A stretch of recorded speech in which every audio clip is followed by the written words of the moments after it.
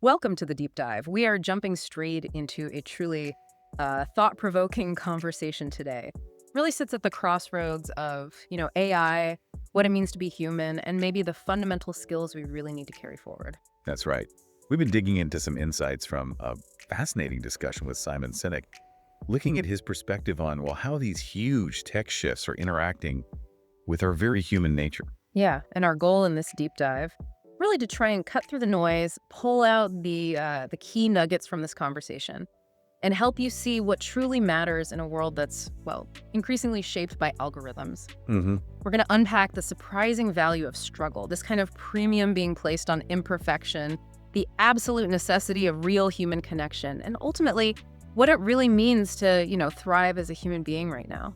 Okay, let's get into it. A really powerful idea right at the heart of this is the contrast between what AI is just incredible at, Yeah. delivering these perfect outputs, these flawless destinations, versus the messy reality of human growth. Right. Like AI writing that perfect apology email, or maybe composing a technically flawless piece of music. The AI gives you the right answer, the finished thing. But the conversation makes such a strong case that life, real growth, it isn't about that perfect output. It's fundamentally about the journey, right? Yeah. The struggle, the messy input that goes into getting there. Absolutely. And they use that example. Remember, you have a big fight with your partner. Yeah. You want to apologize. So instead of like wrestling with the words yourself, you go to ChatGPT, you describe it all, and bam, it gives you this beautiful, eloquent apology. And you deliver it. It's technically perfect. Yeah. But then your partner goes, did you? Did you get this from ChatGPT? Ouch. Yeah. But- And suddenly, that perfect apology, it just feels completely hollow, doesn't it? It totally misses the point. The value wasn't just in getting the right words. Yeah. It was in you struggling to find them, showing vulnerability, showing effort. Yeah. When AI spits out the perfect answer, it just strips away that crucial human bit. And like the conversation notes, it can actually make things worse. Yeah. It feels inauthentic. Exactly. So the point being made is that growth, whether it's, I don't know, writing that really difficult email or building a business from scratch or fixing a relationship, it comes from that agonizing process sometimes of getting things wrong, grappling with the problem, figuring it out through the struggle. That process is what builds real problem-solving chops, resourcefulness. And confidence, Yeah. real confidence. Yeah, deep-seated confidence. And what's really fascinating, flowing from that whole AI perfection idea, is how it kind of accidentally makes human imperfection and Really? authenticity more valuable. It's almost a paradox, isn't it? Yeah. The conversation brings up wabi-sabi, the Japanese concept. Right, finding beauty in things that are temporary or imperfect, incomplete, like the cracks in a handmade bowl Or the grain in natural wood. Yeah, things that aren't uniform. And the insight is that things made by hand are often beautiful because of those little unique flaws. Unlike, the mass-produced stuff that's all identical, sterile, kind of less captivating, even though it's technically perfect. Which is why, as they point out, artists are apparently now being asked for affidavits saying, yes, I actually made this myself. People crave that human touch. You see it elsewhere too, right? Like in sports or chess. Totally. The discussion notes how we're captivated by human athletes, human chess players, with their mistakes, their errors, watching a computer play chess perfectly. Okay, it's technically amazing, but there's no drama. There's no humanity like watching someone try not to mess up. It reminds me of what they said about job interviews too. Someone shows up perfectly rehearsed, flawless, wearing a suit they'd never normally wear. Right, trying so hard to be perfect that they hide who they really are. And it can be kind of off-putting. So the conversation suggests that authenticity, even if it comes with, the odd grammatical slip up or maybe a presentation that isn't super polished, that's becoming more valued than this highly curated sort of fake perfection. There's a sweet spot, I guess, where effort meets, just being real. Yeah, absolutely. And thinking bigger picture now, stepping back from the individual society, the conversation acknowledges, look, the world is messy, it's nuanced, it's definitely not black and white. And we're navigating some pretty big struggles right now. The loneliness epidemic everyone talks about. Oh yeah, surging stress levels, anxiety, suicide rates, all linked, partly at least, to disconnection, to feeling like we're losing control. And these feelings often get amplified by technology, right? The internet, social media. And here's where the irony really bites. The conversation points out this historical parallel about job loss in tech. Remember back in the 70s, 80s? Robotics start hitting factory jobs. Yeah, and the message from a lot of people in charge was reskill, learn something new, adapt. Exactly. But now, with AI, it's the so-called knowledge workers feeling the heat. Coders, analysts, finance pros, their jobs are potentially threatened. Meanwhile, the manual jobs, plumbers, baggage handlers, they seem much less vulnerable right now to AI automation So the ironic suggestion the conversation floats is, well, maybe they should reskill. and become plumbers. Right. It's quite the turnaround. It really is. It also touches on the growing calls for, like, regulating technology. Using the analogy of seatbelts, speed limits for cars, controls put in place for the greater public good, for safety, even if there was resistance at first. Which leads pretty naturally into this whole discussion around universal basic income, UBI. It's gaining steam as AI gets more capable. The conversation mentions Sam Altman, OpenAI founder, and his WorldCoin project specifically. Yeah, noting its connection to this idea that, hey, maybe UBI becomes a necessity in a future where there are just significantly fewer traditional jobs. But again, the irony. This chat about providing a basic income gets really prominent now when knowledge workers are feeling threatened. Whereas similar calls to support, say, factory workers during earlier automation waves often met with a lot more resistance, sometimes from the very same groups now worried about AI. And it forces us to ask a really fundamental question, doesn't it?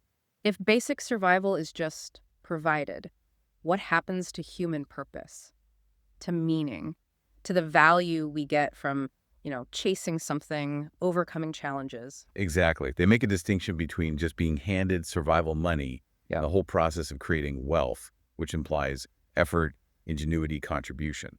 But we also have to be careful, as the conversation warns, not to just leap to the conclusion that getting UBI automatically equals zero ambition. Right. It highlights that money, beyond a certain point, it doesn't really buy happiness. It buys options. It buys time. The conversation suggests that people who were genuinely happy and driven before getting rich often stay that way.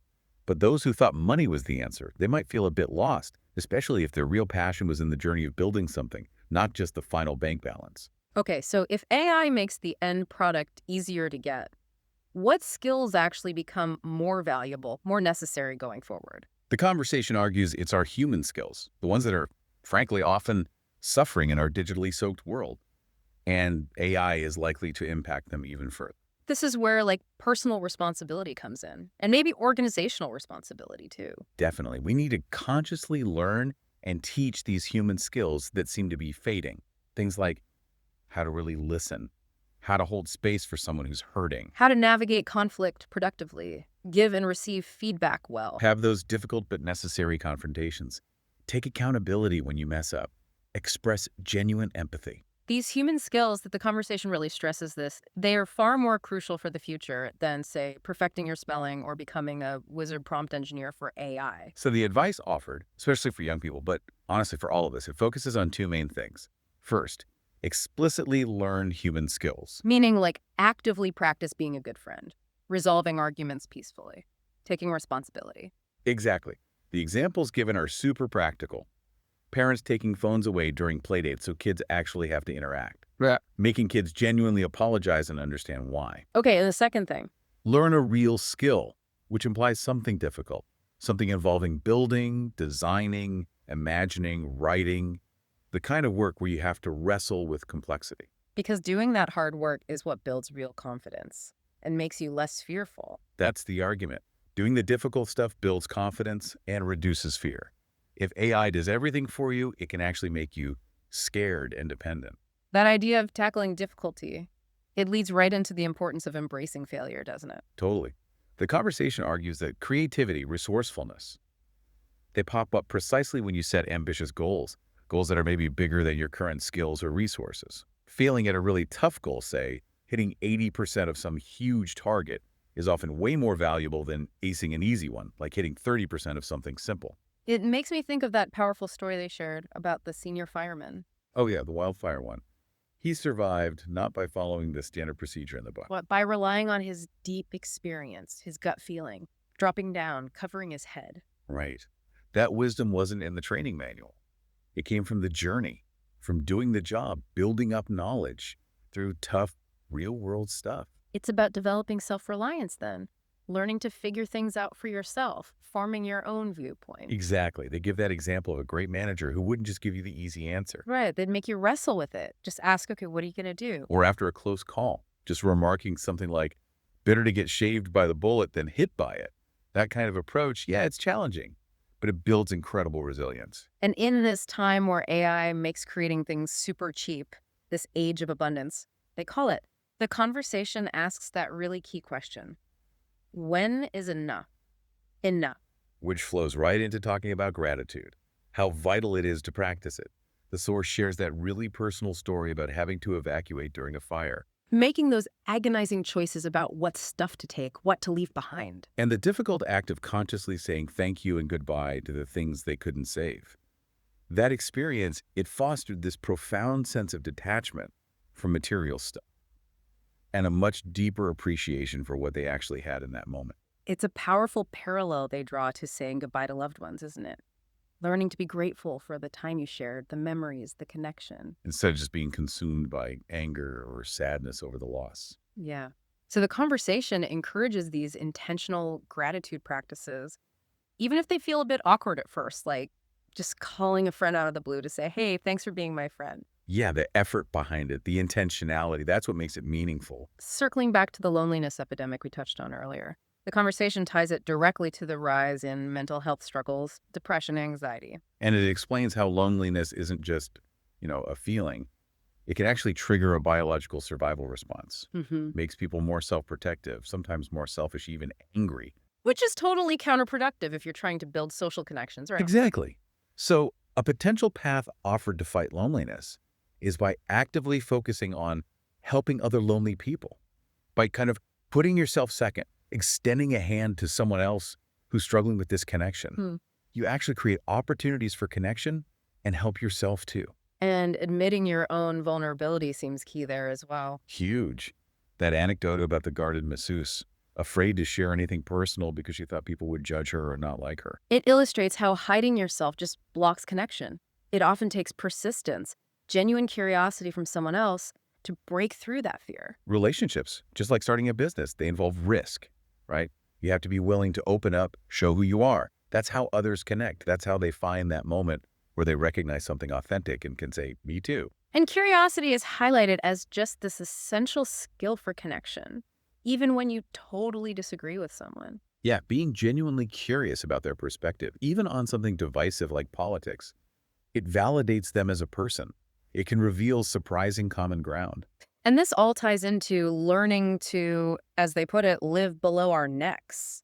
Learning to actually feel our emotions, sit with them, instead of just analyzing everything in our heads all the time. It's a hard skill for a lot of us, especially if we're very analytical, but it's crucial for real, deep human connection. So as creating things gets easier and cheaper with AI, the conversation makes a really compelling case for the rising value of, well, actual in real life community. Yeah, the ability to gather people, distribute ideas within a group, foster genuine community that becomes a huge differentiator. And the definition they offer for community is powerful, a group of people who agree to grow together. Right. Shared interests might get it started, but it's shared values that really hold it together long term. It's very different from just having an audience. And there's a caution in there too, isn't there, about the pull of money and fame? Oh yeah, how it can pressure people to compromise their core values. The example given was that mastermind group that was meant to be about common good. But quickly just became about how to make more money. Exactly. It's like the temptations in the hero's journey myth, right? Things trying to pull you off your mission. The conversation stresses that very few people can resist that alone. You need friends, you need community around you to help keep you true. There's also that critique of getting influence without having actual knowledge or skill. Calling it basically being a freelance employee of an algorithm. Yeah. The extreme example was the couple doing dangerous stunts just for followers. It highlights that prioritizing attention over providing real value can be, well, problematic. True value comes from giving, from contributing something meaningful. Another interesting concept they brought up is that scale breaks things. Right.